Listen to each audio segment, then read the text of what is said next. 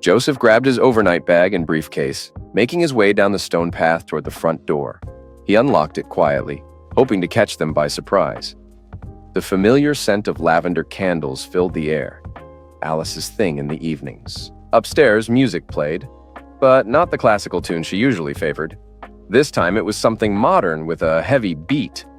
He set his bags down in the entryway and called, "Alice?" No reply. The music kept thumping from above. Joseph climbed the stairs, his hand gliding along the smooth wooden banister. The door to the master bedroom was slightly open, a sliver of warm light spilling into the hallway. He pushed it open, ready to announce his return. But then he heard Alice's voice, only it wasn't meant for him. "He's so predictable," she said. Joseph froze, his foot halfway in the room. Alice sat on their bed, her back to him, phone pressed to her ear. She hadn't noticed him. Her laughter, light, carefree, but with a hint of something he didn't like, filled the space. "A walking bank account," Alice said. "Robert, baby, just wait. Once the divorce is final, I'll be free, and I'll have everything." The words hit him like a slap. His chest tightened, but he didn't make a sound. Years of controlling his emotions in business helped here. Instead of charging in, instead of demanding answers, he stayed still. He silently retreated into the shadows of the hallway. The closet door stood slightly ajar, and through the crack, Joseph could see Alice's reflection in the mirror. She was smiling, grinning, really, twisting a strand of hair around her finger. "Yeah, I've been planning this. The lawyer says I'll get half of everything, including his company shares." Another laugh. No, he doesn't have a clue. Too busy with his precious computers to notice what's going on right in front of him. Joseph's heart rate slowed. While most men might have crumbled, Joseph's mind sharpened. Every word Alice spoke was just another detail to file away. "The kids will adjust. They barely see him anyway. Always working. You're way more fun." That was a flat-out lie. Joseph always made time for the kids, homework, sports, you name it. Alice was the one who missed most of their events, often claiming some excuse or another. "Next week, I'll give him the papers. Then it's just a matter of time." Joseph silently stepped back and moved down the stairs. He grabbed his bags and left, making sure the door didn't click behind him. Once in the car, he sat still for a moment, collecting his thoughts. The betrayal wasn't just about the affair. It was the cold calculation, the lies, the months of planning. She wasn't after just his money. She wanted the kids, too. He started the car and drove around aimlessly for an hour. When he came back, he'd act like everything was normal. He'd kiss Alice, hug the kids, and carry on as if nothing had changed. No one would know he'd heard it all. An hour later, he walked back in. "I'm home," he called. Alice appeared at the top of the stairs in a new outfit, her smile just as it had always been. But now Joseph saw the emptiness behind it. "Back early?" she asked, walking down to meet him. "I finished sooner than I thought," he answered, accepting her kiss without feeling a thing. Caspian came running down the hall, jumping into Joseph's arms. "Miss me, bud?" "So much." "Mom said we could have pizza tonight. Can we?" Caspian asked. "Of course," Joseph replied, setting him down. Just then, Alina appeared. She was quieter than Caspian, but still happy to see him. "Hey, Dad. How was the trip?" "Productive," he said, giving her a hug. She was growing fast. Soon she'd be taller than Alice. "How's the science project going?" "Almost done. Can you look at it later?" Alina asked. "Of course," he answered. At dinner, Joseph kept the mask on. He laughed when it was called for, asked about their days, and didn't let on that he knew Alice had been checking her phone every few minutes. He watched her, the stranger pretending to be his wife, and wondered how he'd missed the signs before. After the kids were in bed, Joseph retreated to his office. He opened his laptop but didn't get to work. Instead, he started plotting. If Alice wanted a war, he was ready, but not the kind she was expecting. He started typing. Names, dates, accounts, assets. This wasn't about code anymore. This was about preparation. His fingers moved with purpose, each keystroke a step closer to his next move. No anger, no pain, just cold determination. For the next 7 days, Joseph kept up the act. He went to work, came home, helped the kids with homework, and slept beside Alice as though everything was normal. Meanwhile, he was preparing. He met with his lawyer under the pretense of updating his will, tracked household expenses, and shifted some assets to safer places. Then, on the 8th day, it came. Joseph sat at the kitchen table, sipping coffee and reading the news on his tablet. Alina and Caspian were upstairs, Alina helping her brother with a school project. The house was quiet except for the ticking of the grandfather clock. Alice walked in wearing a silk blouse and tailored pants, makeup on point even though it was still early. She held a manila envelope. "We need to talk," she said, voice calm but tight. Joseph looked up, expression blank. She sat down across from him, placing the envelope on the table. She tapped it twice with a manicured finger. "This isn't working anymore, Joseph." "What's not working?" He sipped his coffee, eyeing her over the mug. "Us. This marriage." She slid the envelope towards him. "These are divorce papers. I've already talked to a lawyer." Joseph set his mug down slowly. He took the envelope, opened it, and skimmed the first page with a cool look. Inside, his mind was working, reading her moves. Sunday morning. Kids are home, but busy. Smart. She dressed up, probably expecting a fight. Tears, maybe. "How long?" he asked, keeping his tone even. "What?" she asked, thrown off by the question. "How long have you been planning this?" Alice shifted in her seat. "Does it matter? It's over. We both know that." Joseph nodded slowly. He pulled out a pen, the fancy one she'd given him on their 10th anniversary. He signed, initialed, and dated the papers without flinching. "There," he said, sliding the papers back to her. "Anything else?"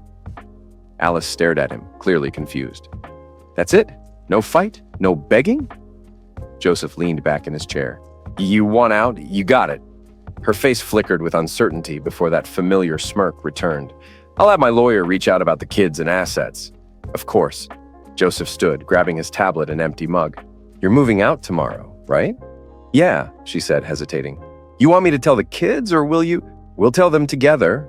Alice rose, clutching the envelope to her chest. "Tonight."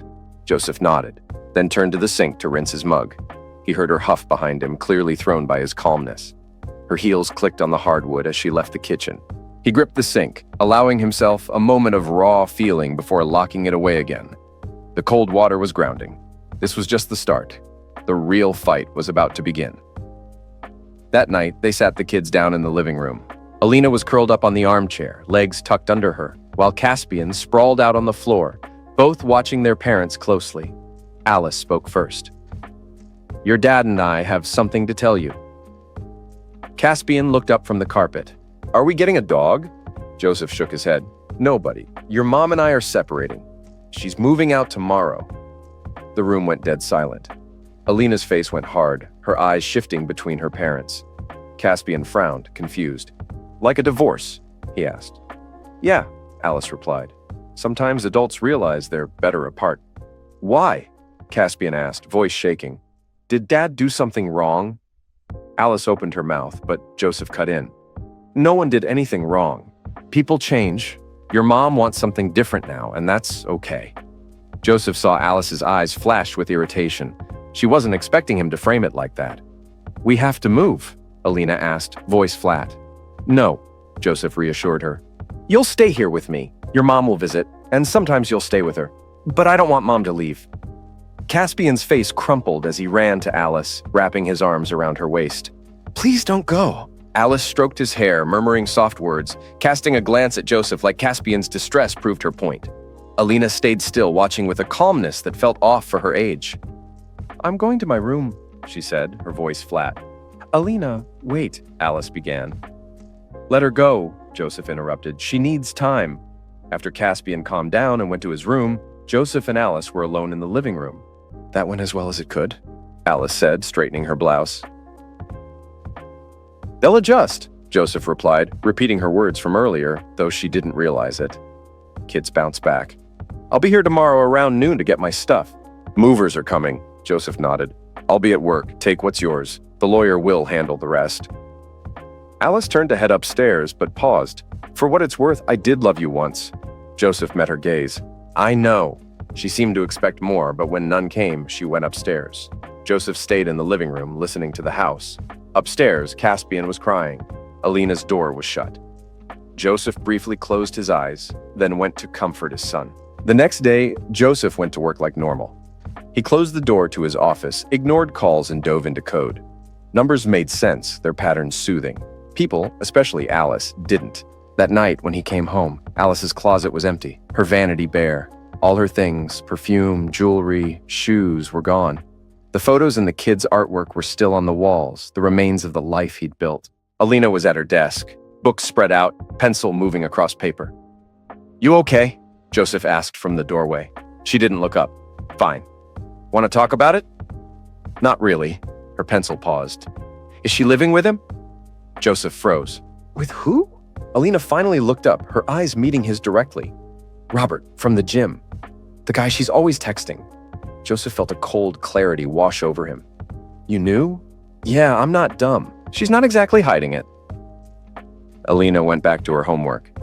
"You deserve better." Joseph crossed the room and placed a hand on her shoulder. She leaned into the touch, just a little, the only sign she wasn't as okay as she seemed. "We'll be fine," he promised. "I know," she said, giving him a small smile. "You always have a plan." Later, after checking on Caspian, who'd cried himself to sleep, Joseph went back to his office.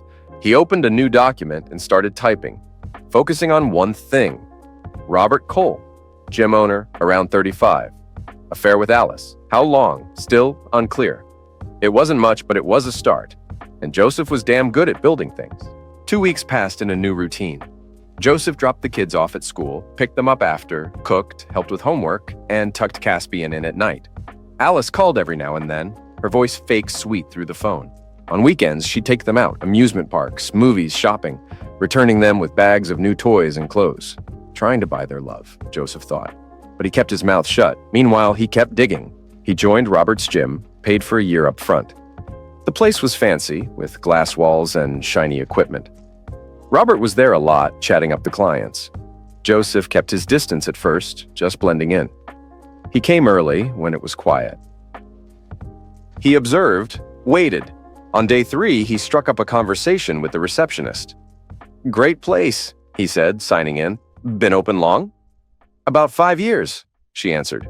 "Robert built it from scratch. Big success." "Sounds like it. He must be a smart guy." She leaned in a little. "Between you and me, I think he had help. His girlfriend put in some cash. She's got money." Joseph raised an eyebrow. "Lucky guy.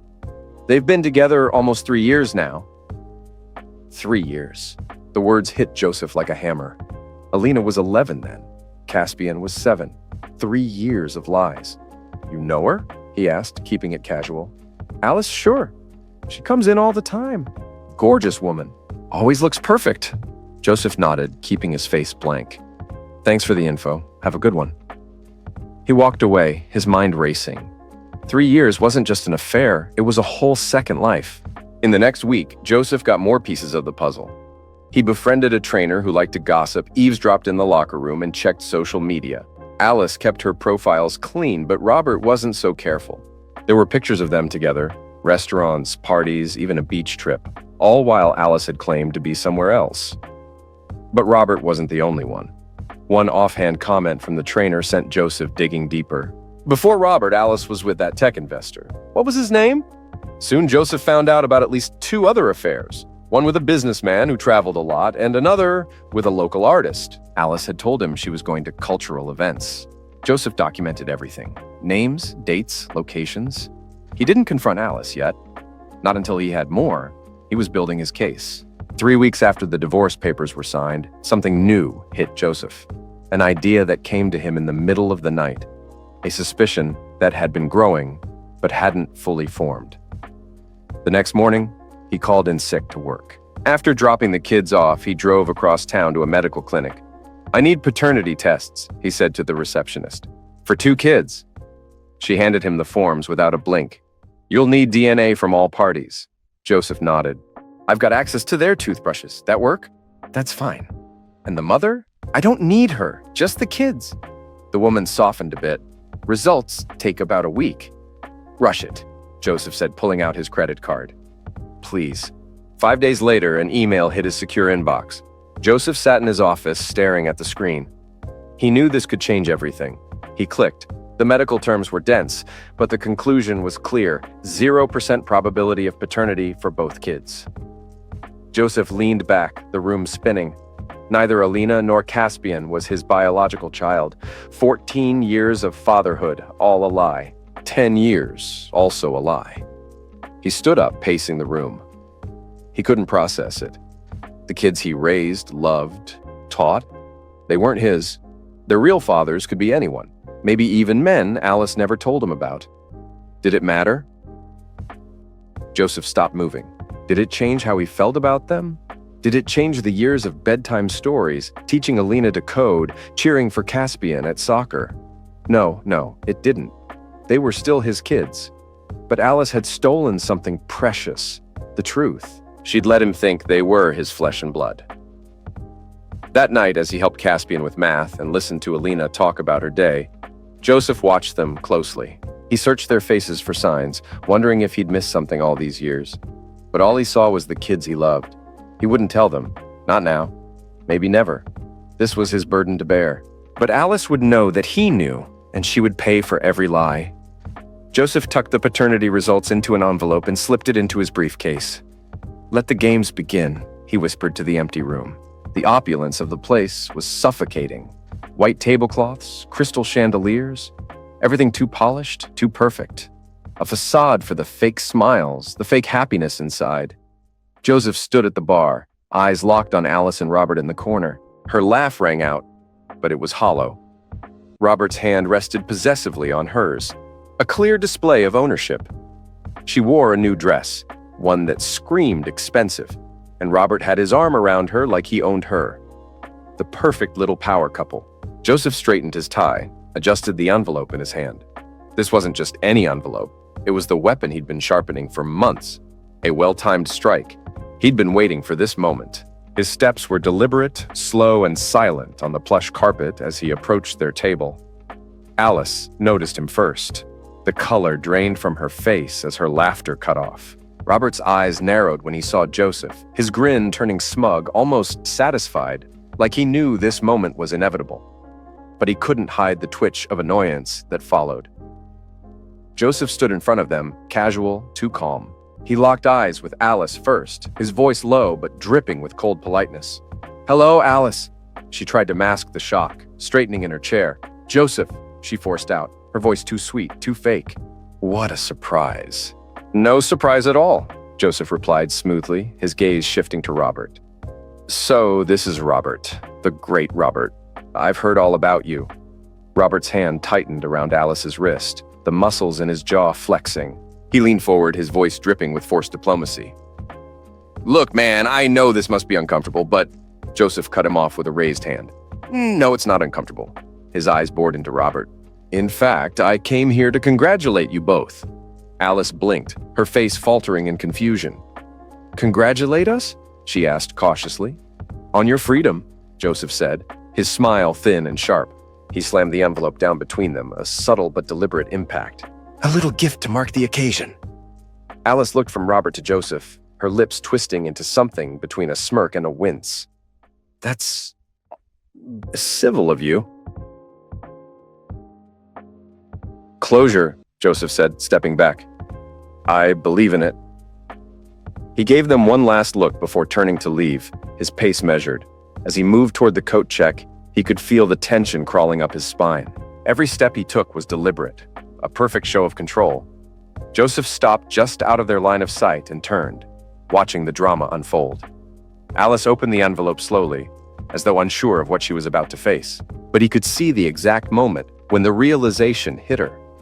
Her hand trembled, the color drained from her face, and she passed the papers to Robert, who didn't waste any time skimming the contents. The atmosphere in the room shifted.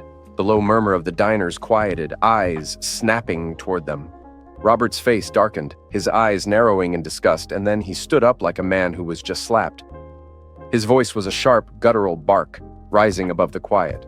"You told me they were his!" he spat, his words slicing through the air. "You told me they were his?" Alice flinched, her face pale and shocked. "I thought they were," she stammered, fumbling for something to hold on to, but it was too late. Joseph stepped back into the fray, this time closer, his presence too heavy to ignore. His voice was a whisper, but it cut like a knife. "No," he said, leaning in. You knew, or at least suspected. You knew exactly what you were doing. And now you get to feel it. He let the words hang in the air, thick with venom. The truth comes out. The lies catch up to you. Everything you thought you had is slipping through your fingers. The entire room had fallen into silence. Even the staff stood frozen, unsure whether to step in or stay out of it. Alice, clutching the papers to her chest like a shield, hissed, "You can't prove anything. This could be fake." Joseph didn't even blink. "The lab's reputable," he said, his smile chilling. "Check them if you want, but something tells me you already know the truth." He leaned in even closer, practically tasting the fear in the air. "The timing is perfect, isn't it? Your little fling with the tech investor, around the time Alina was conceived. And that artist, Caspian's little pet project." Robert's face twisted into a snarl of betrayal. He glared at Alice, his fist clenching. "You said I was the only one," he yelled, venom dripping from each word. "You said it was just me before this piece of crap." He jabbed a thumb in Joseph's direction. "Shut the F up, Robert," Alice muttered, but it was too late. Robert was already on his feet, rage boiling over. He threw his napkin down onto the table with enough force to make a sound. "We're done!" he spat, the words coming out like an explosion. "Don't even bother." Joseph tilted his head, savoring the moment. "The divorce settlement," he began, his voice too smooth, like the honey before the knife. "That'll be interesting, won't it?" Robert shot him a glare that could burn through steel, but didn't say a word as he stormed off. Joseph's gaze lingered on Alice. He watched her face twist in the mess of regret, disbelief, and fear. "Good luck with everything," he called to them, his voice mockingly sweet. He walked out without looking back, Alice's desperate voice trailing behind him. Outside, the cool night air hit his face, and for the first time since learning about Alice's betrayal, Joseph felt some satisfaction. His phone buzzed in his pocket, a text from his lawyer. "Everything filed. Court date next week." Joseph quickly typed back, "Proceed as planned." He walked to his car, the city lights blurring around him. Phase 1 complete. Now for Phase 2. The next morning, Joseph sat at the kitchen table with Alina and Caspian. Their breakfast was barely touched. He'd made their favorite, blueberry pancakes for Caspian, avocado toast for Alina, but the tension was thick. "Your mom called," Joseph said after a long silence. "She won't be taking you this weekend," Caspian poked at his pancakes. "Is she sick?" "Nobody. She's dealing with some stuff." Alina shot him a sharp look. "What did you do?" Joseph met her gaze steadily. "What makes you think I did anything?" "Because Mom's been acting weird more than usual, and now you're all quiet and calm like when you're fixing a big problem." Alina put her fork down.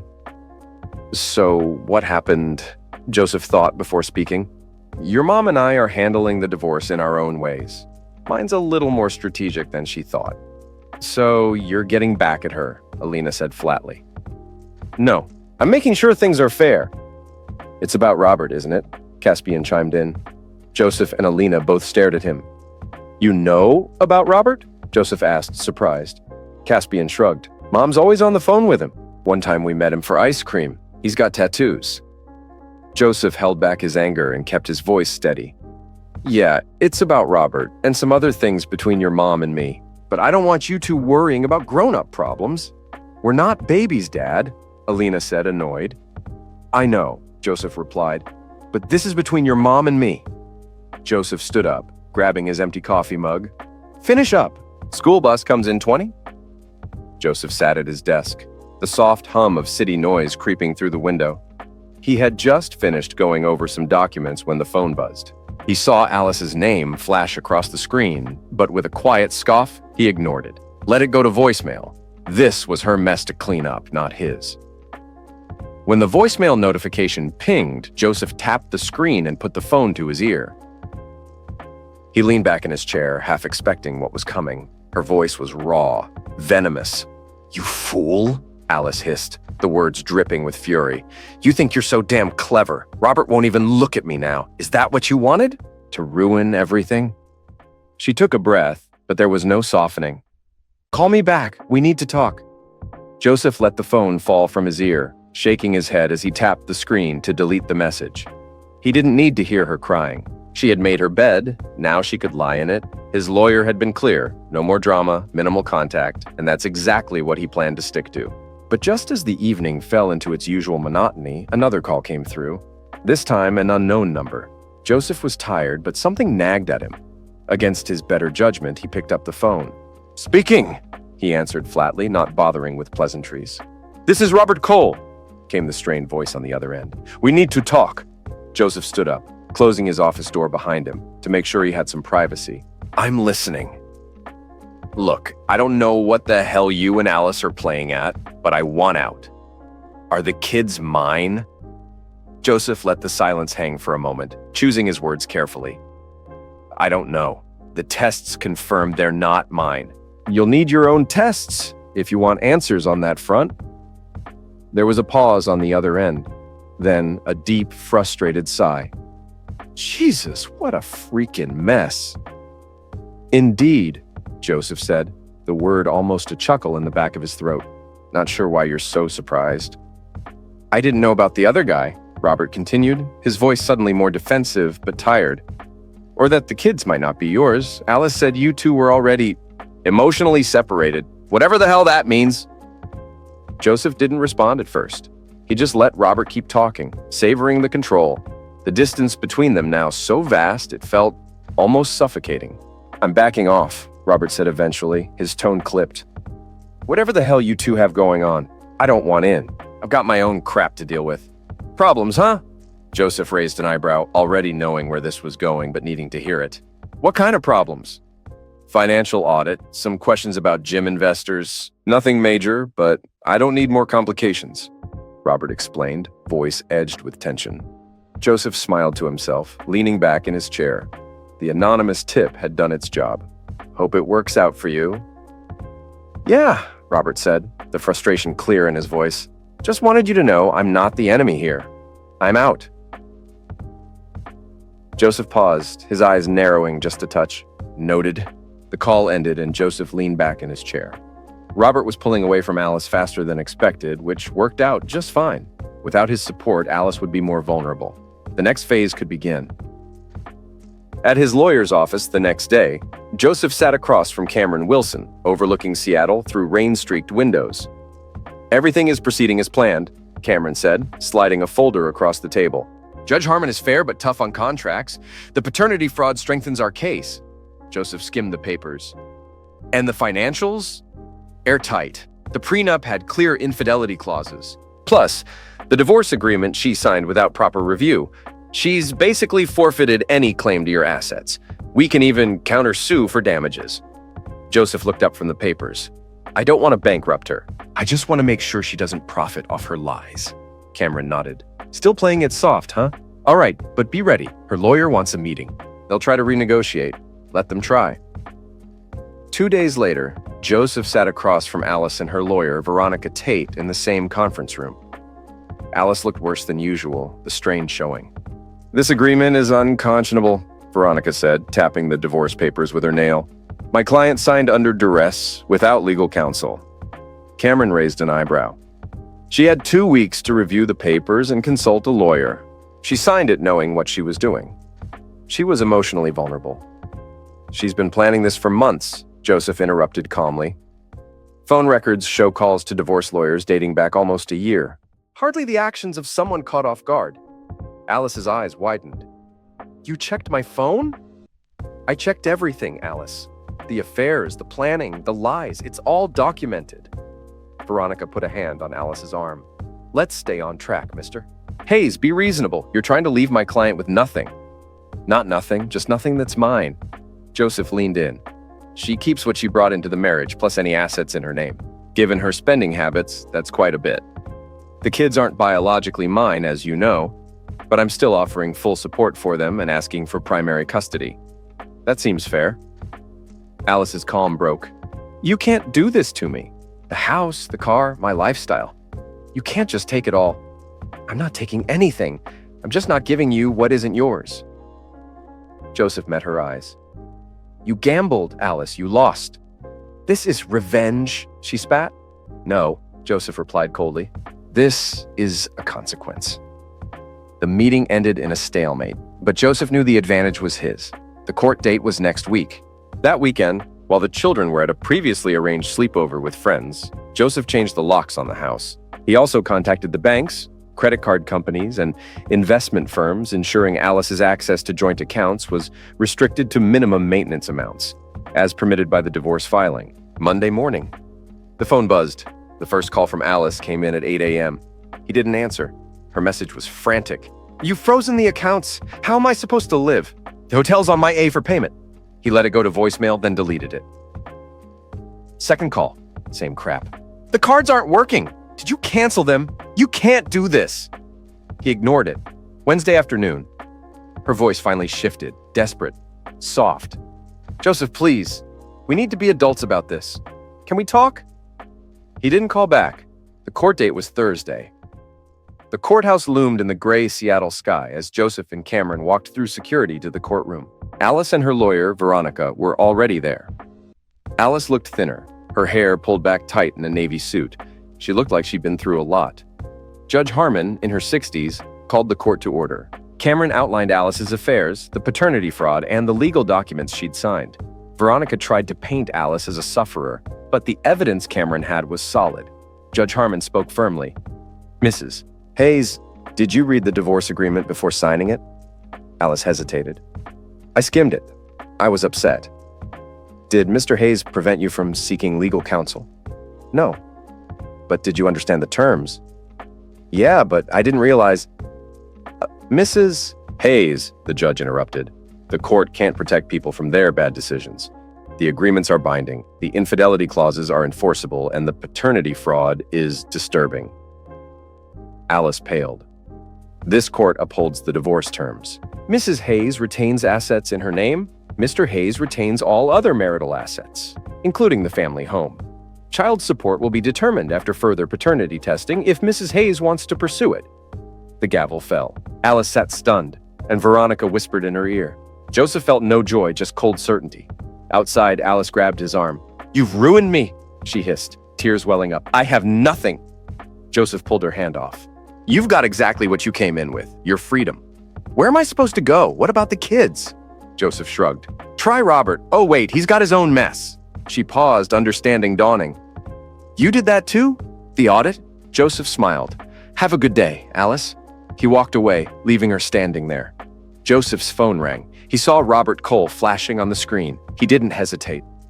"Robert," Joseph answered, his voice cold. Robert's growl came through the phone, sharp and full of anger. "You called a financial board on me. What the hell, man?" Joseph's tone didn't shift. "I don't know what you're talking about. They froze my accounts, you piece of crap. I can't get to my own damn money!" Robert roared. Joseph leaned back, a smirk on his face. Tough break. Almost as tough as finding out the kids aren't yours. There was a long, pregnant silence, and Joseph could practically hear Robert's blood boiling. Finally, Robert spoke again, his voice tight with barely contained rage. "She's staying at my place. You know that?" Joseph's response was dismissive, almost bored. "Yeah, figured." Robert's voice grew more clipped. "I can't keep covering her A with this audit. She's got to go. I'm done with this crap." Joseph paused, savoring the moment. "Your mess, your problem." "Yeah, well, just thought you should know," Robert muttered, arrogance thick in his voice before hanging up abruptly. Joseph sat in his quiet living room, everything going as planned. Alice broke. Robert couldn't help her. Yet, it didn't feel like a win. He poured a glass of whiskey and stared out at the rain-soaked skyline. Tomorrow, he'd pick up the kids. Life would go on. The next evening, Joseph knocked on Alina's door. "Got a minute?" he asked. She nodded, putting her book down. "What's up?" Joseph sat on her bed. "I wanted to talk about your mom." Alina's face shut down. "What about her?" "She's having a tough time. Financial stuff from court." Alina didn't look up. "I'm not stupid, Dad. I know how to use the internet." Joseph smiled. "You're too smart for your own good. So you took all the money?" "Not all of it, just what was mine." Alina gave him a hard look. "Is this where I'm supposed to feel sorry for her?" "No," Joseph said. "I just want to know how you're feeling about this." She picked at her bedspread. She called, crying. She said she might have to leave to get back on her feet. Asked if I'd go with her. Joseph's heart skipped. And what did you say? I told her no. Alina's eyes were hard. She lied to you. She lied to us. She doesn't deserve us. Joseph reached out, taking her hand. Alina, she's still your mother. A mother doesn't do what she did. Alina pulled away. She called me ungrateful, said I should be on her side. But you're the one who's always been there. Joseph's heart warmed, though it hurt. Love isn't something you earn, it just is. You can be mad, but nothing, Alina cut in. I made my choice. She picked up her book. I'm staying with you. Joseph nodded. I'll call you when dinner's ready. Caspian was harder to talk to. At 10, he felt everything more deeply. Joseph found him playing video games in the den. Hey, buddy, pause it for a sec, Joseph said. Caspian groaned, but paused. What? Your mom might come by tomorrow to talk. Caspian's face lit up, then fell. Is she taking us this weekend? No, not this time. She's dealing with some stuff. Because you took all our money? Joseph blinked. Who said that? Mom texted. Said you're being mean and not letting her have money for a place. Joseph sat down. That's not exactly it. Your mom and I made an agreement. The judge said we have to stick to it. So she's poor now? Not poor, just not as comfortable. Caspian turned to him. Is it because she has a boyfriend?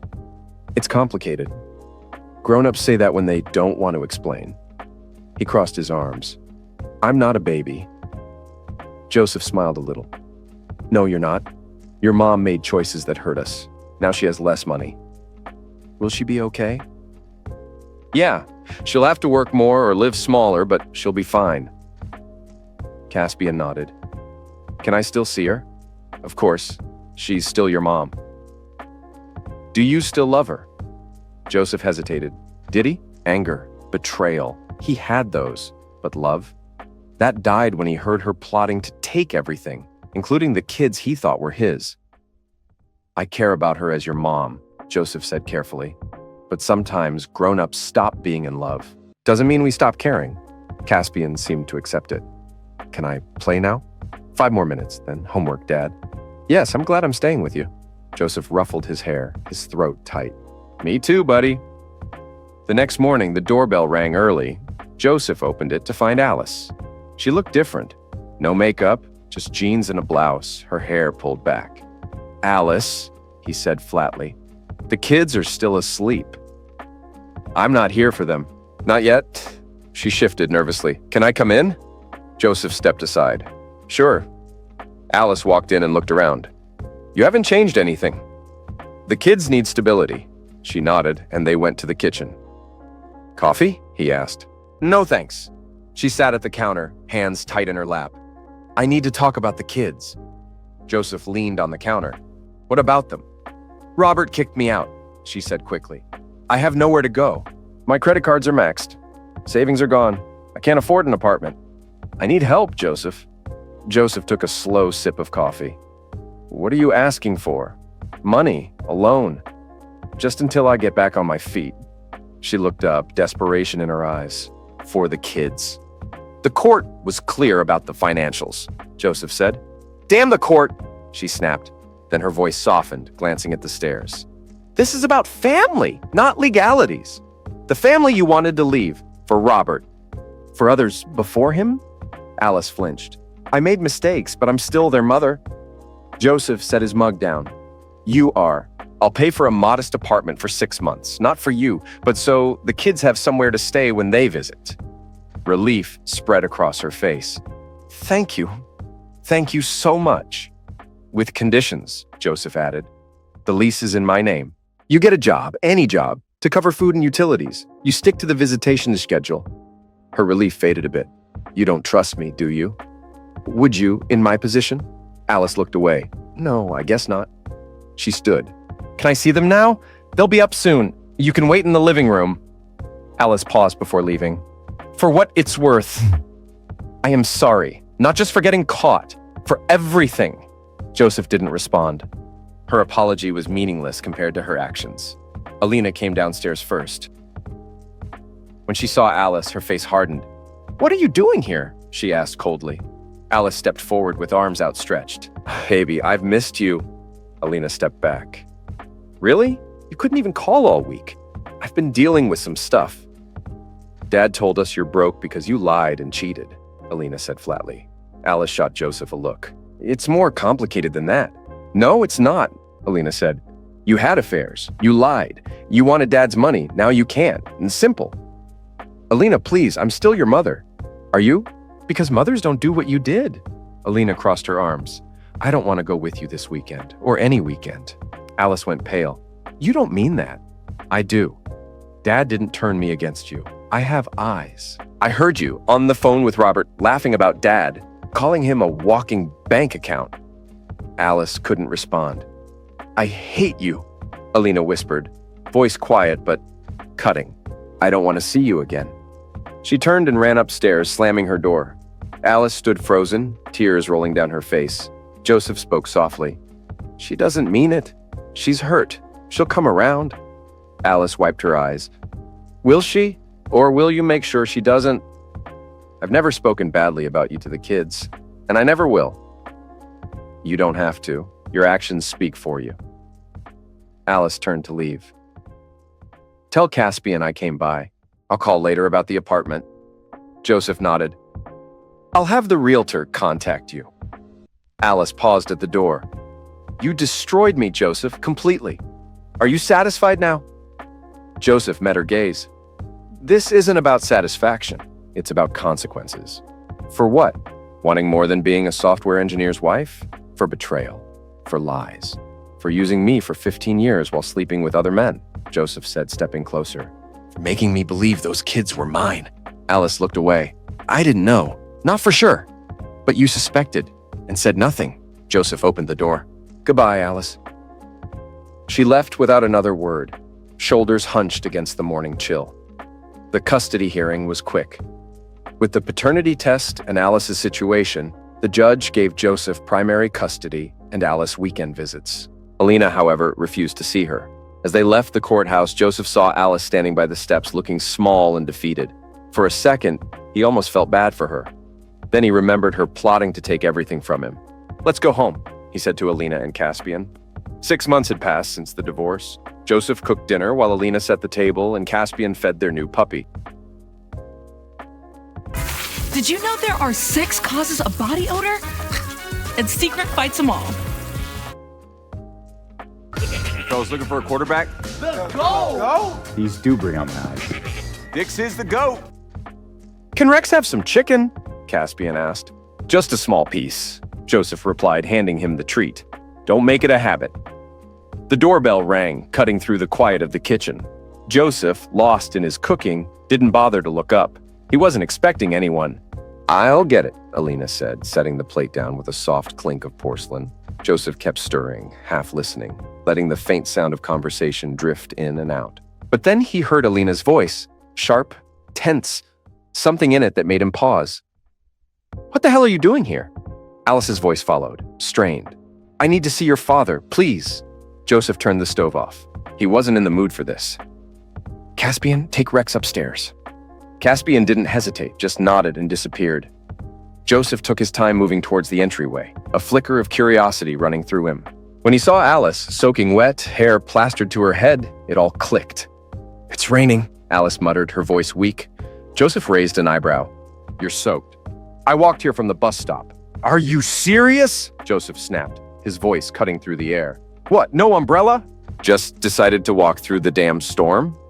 She didn't reply right away, her eyes darting around, looking for something in the air.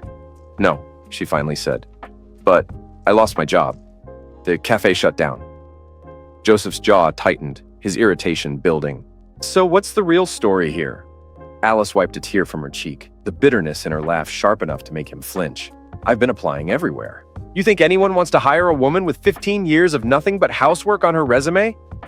Joseph said nothing. The words hung there, too heavy to push aside. The lease is up next week, Alice continued, her voice quieter now, breaking. I can't afford to renew it. Please let me see them. Joseph didn't move, didn't blink. They got a schedule, you know the rules. Alice's voice cracked. Not anymore. Alina won't even talk to me. And Caspian? He's barely a damn ghost in my life now. I'm losing them, Joseph.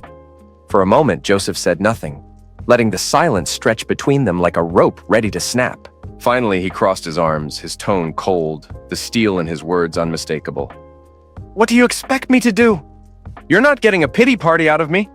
Her face crumbled, tears welling up in her eyes. I've made mistakes, but I'm asking for one thing. One damn chance to fix it. Can't you do that, please? Joseph sighed, rubbing the back of his neck, his voice colder than the room. You made your bed, Alice. Now you lie in it. Alice stepped closer, desperation pushing her forward. I can't do this anymore, Joseph. Not alone. Not with nothing. Joseph's face tightened. His gaze was sharp, like a blade. This isn't a charity case. I've done my part. You want forgiveness? You think I owe you that? I don't. Alice winced at the words, like a slap across the face, but she didn't back down. Her voice shook, barely above a whisper. You're loving this, aren't you? Watching me fall apart. Joseph's eyes narrowed. No, I'm not loving it. I'm just done being your damn lifeline. You think I can fix everything for you? I'm not your knight in shining armor, Alice. The room went still for a moment. Then Joseph moved, not looking at her as he stepped toward the door. It's dinner time. The kids are waiting. I'm done here. Alice stood there, unmoving, her face pale, eyes hollow. I got nowhere to go. No job. No money. What the hell am I supposed to do? His voice hardened like stone. Figure it out. Talk to Robert or one of your other boyfriends. I'm not your solution. Alice flinched, the words cutting through her like glass. You're right. I deserved that. But please help me. Joseph studied her, eyes cold, unreadable. For a long moment, he didn't speak. Then just as she thought he'd shut her out for good, he said, I'll give you another month. After that, you're on your own. The relief on her face was immediate. Her shoulders slumping like a weight had been lifted. Thank you, she breathed, her voice a soft exhale of gratitude. Joseph didn't soften. Don't thank me. Use the time wisely. He opened the door, his back to her, the finality of his words hanging heavy in the air. Goodbye, Alice. She stood there a moment before walking into the rain. Joseph closed the door behind her and went back to his family. That night, after the kids were in bed, Joseph sat in his office, staring out the rain-soaked window. The talk with Alice had shaken him more than he wanted to admit. Not because he felt guilty, he didn't, but because seeing her beg didn't bring him any satisfaction. The revenge had worked, yet the victory felt empty. His phone buzzed with a text from Serafina Grant, the journalist he'd met at a tech conference. Still on for coffee tomorrow? Joseph smiled, looking forward to it. He set the phone down, his mind shifting to the future. Alice wasn't his concern anymore. She made her choices. Now she'd live with them, just like he was living with his. Dad, have you seen my blue notebook? Alina called from upstairs. Check the living room bookshelf. You were reading there yesterday. A moment of silence, then, found it. Thanks. 8 months had passed since Alice's wet visit. 8 months of settling into a new routine, of healing. The house felt different, lighter. Joseph had redecorated parts of it with the kids' input, making it feel fresh, unburdened by the past. Rex, their golden retriever, bounded into the kitchen. Joseph scratched behind his ears. No treats before breakfast. Dad, can Rex come to my soccer game this weekend? Caspian asked, slinging his backpack over one shoulder. If the field allows dogs, sure. Joseph closed his laptop. Ready for school? Almost. Did Mom call about Saturday? She texted, said she's looking forward to seeing you. Alice had found steady work at an insurance company. The pay wasn't great, but it allowed her to rent a small apartment. Caspian resumed visits, but Alina still refused. Cool. I want to show her my science project. She'll think the robot arm is awesome. I'm sure she will. Joseph checked his watch. Bus comes in 10 minutes. Better grab your lunch. Caspian rushed to grab it. Alina came down the stairs, notebook in hand, headphones around her neck. At 15, she had an air of seriousness. Ready? Joseph asked. She nodded, slipping the notebook into her bag. Advanced Coding Club meets today. I might be late. Text me when you're done. I'll pick you up. Actually, Lisa's mom offered to drive me home. We're working on our project together, if that's okay. Joseph smiled. Of course, have fun. Just be home for dinner. Serafina's coming over. Alina smiled back. I like her. She's smart. Yes, she is. Joseph felt warmth in his chest at his daughter's approval. Serafina had become more than a friend over time. She was sharp, kind, someone Joseph had grown to admire. "She promised to help me with my investigative project," Alina said, zipping her bag. "She knows all the best research tricks. I'm sure she'll be happy to help." Joseph handed her a lunch bag. "Bus, go." The kids rushed out. Rex followed them to the door before Joseph called him back. He watched them join the neighborhood kids at the bus stop, Alina talking with Lisa, Caspian roughhousing with a boy his age. Normal. Healing. His phone buzzed again. "Looking forward to tonight." "Need me to bring anything?" Serafina had texted. "Just yourself. Kids are excited to see you too," Joseph replied. He went through his morning routine, letting Rex out, cleaning up breakfast, preparing for his remote workday. His company had been flexible with his hours, and he worked from home 3 days a week. His desk was surrounded by family photos and kids' artwork. He opened his laptop, diving into his latest project, designing a complex security system for a major bank. He enjoyed the challenge, finding satisfaction in solving problems. Hours passed in silence until his phone buzzed again. It was a number he recognized, but I hadn't heard from in weeks. "Need to talk. Important. Please call when you can." Joseph frowned. Alice rarely contacted him directly anymore. She usually used the co-parenting app for communication about the kids. He debated ignoring it, but decided against it. He called. "Alice," he said when she picked up, "what's the important matter?" "Joseph, thanks for calling back." Her voice was steadier than it had been. "I've been offered a job. A good one. With an international insurance company." A pause. "In Chicago." Joseph took it in. "When would you start?" "Next month, if I accept. It's a big raise. A real shot at advancement." "And you're calling because of the kids," Alice said, her voice softer. "I want them to visit me in Chicago. Regular visits. I know the custody agreement says they stay in Seattle, but I'm asking for your cooperation in arranging travel." Joseph thought it over. Dunkin's $6 meal deal. Get a medium coffee, bacon, egg, and cheese, and 6 delicious hash browns. Only at Dunkin'. Unbeatable performance. That's why I love Copper Tone Sport. It helps protect me from UV rays. "Alice, moving to Chicago would mean less frequent visits, but also a clean break for everyone. Distance that might help us heal." "Caspian will be disappointed," he added finally. "I know, but I can fly back regularly, and during school breaks they could visit me, if you're okay with it." Alice's voice was calm. No manipulation this time. "And Alina?" Joseph asked. "I don't expect her to want to visit, but the door will always be open." Joseph nodded, though she couldn't see it. "Let me think about it. Talk to the kids. If they're open to it, I won't stand in the way." "Thank you." Relief softened her voice. "I've been trying, Joseph, to rebuild, to be better." "I know." She'd kept sober, held a job, and never missed a visitation. Small steps, but real ones. "There's one more thing," she said. "I got a letter from Robert." Joseph tensed. What did he want? "To apologize. He's in Arizona now. Getting caught in that audit was a wake-up call. He's working as a personal trainer. Staying clean." "Good for him."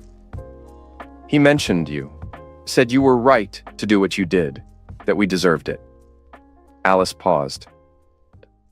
"He wasn't wrong." Joseph didn't know how to respond to that.